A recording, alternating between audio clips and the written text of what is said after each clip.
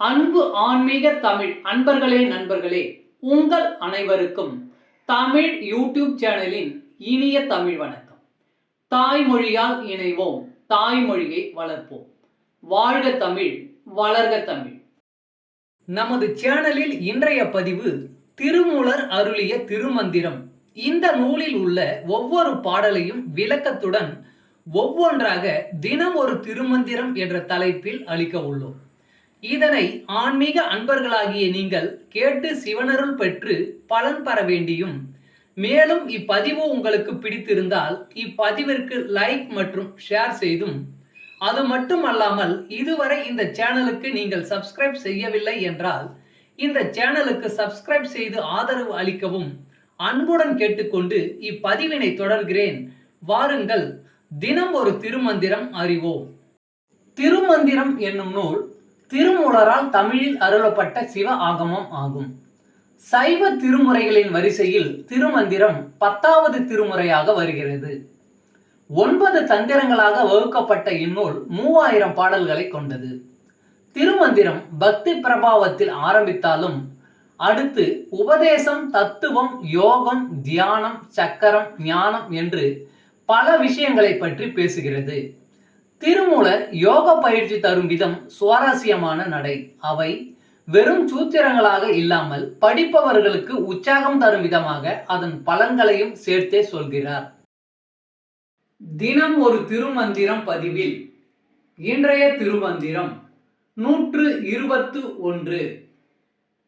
முதல் தந்திரம் உபதேசம். சிவயோகியர்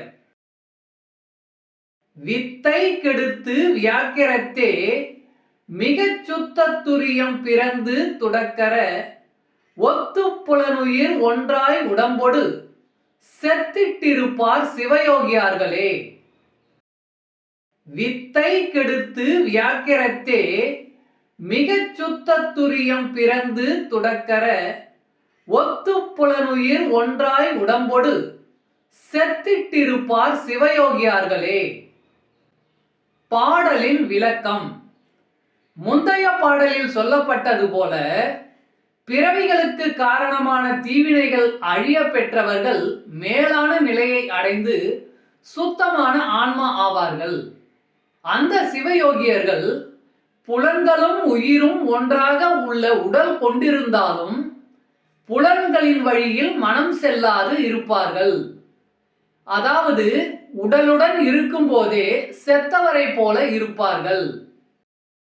தமிழ் அன்பர்களே நண்பர்களே, இன்று தினம் ஒரு திருமந்திரம் என்ற தலைப்பில் திருமூலரின் திருமந்திரம் பாடலை விளக்கத்துடன் தங்களுக்கு அளித்ததில் நான் பெருமை கொள்கிறேன்.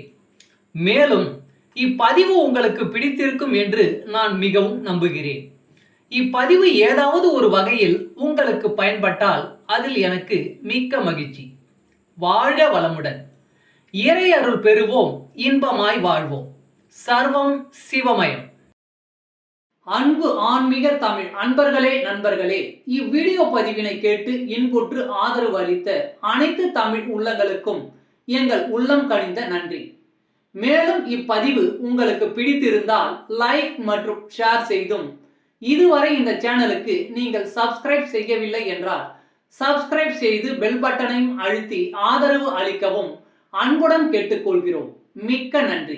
அடுத்த பதிவில் உங்களை விரைவில் சந்திக்கும் வரை உங்களிடமிருந்து விடை பெறுவது தமிழ் யூடியூப் சேனல்.